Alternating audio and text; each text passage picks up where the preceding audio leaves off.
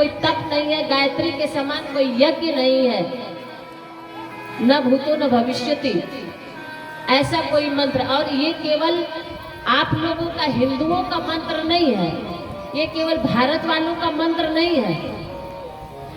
महात्मा गांधी एक बार एक कॉलेज में सर्वधर्म सम्मेलन में पहुंचे तो सबको मिला था 15-15 मिनट स्पीच देने का अपने अपने धर्म मजहब। सर्वधर्म सम्मेलन में, सर्वधर्म का मतलब जानते हैं, जहां हर मजहब के लोग हो, हिंदू मुस्लिम सिख ईसाई सभी का हो।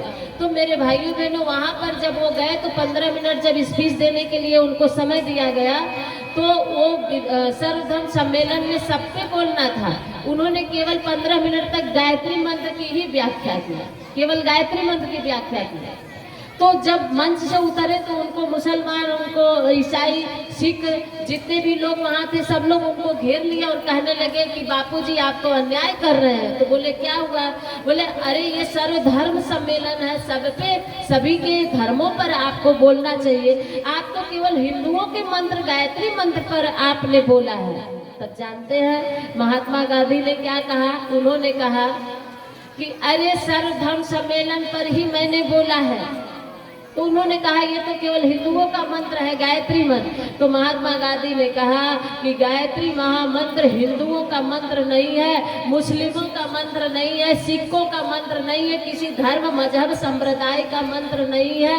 अरे गायत्री महामंत्र केवल एक ही जाति का मंत्र है और वो जाति है मानव जाति,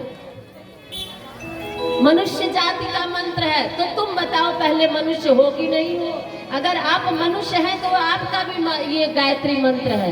अर्थात मेरे भाइयों बहनों, गायत्री मंत्र ही एक ऐसा मंत्र है जहाँ जाति पात मजहब संप्रदाय सब यहाँ से परे हो जाते हैं।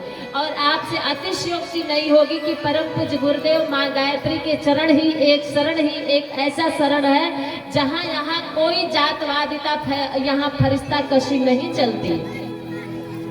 यहाँ मेरे भाइयों बहनों, तुलसी के संग में रहमान बैठा है, रामायण के संग में पीर का दीवान बैठा है। तुलसी के संग में रहमान बैठा है, रामायण के संग में पीर का दीवान बैठा है।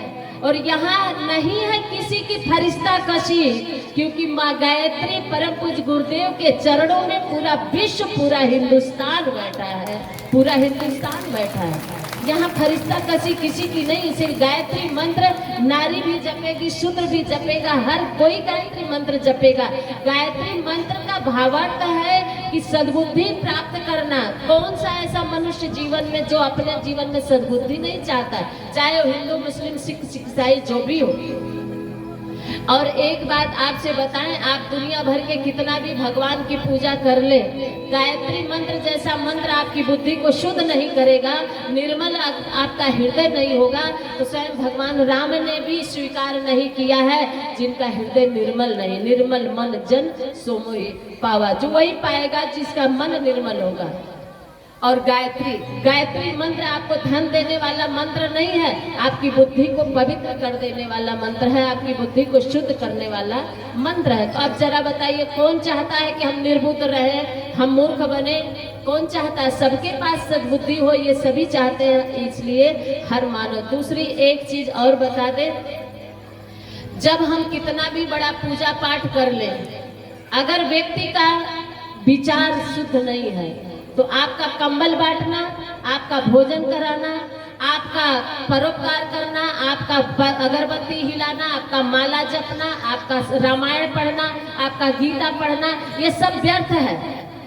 वेद पढ़ के क्या करोगे मेरे भाई? जब सामने वाला कोई दुखी है, उसकी वेदना को पढ़ लो तो वो किसी वेद पढ़ने से कम नहीं।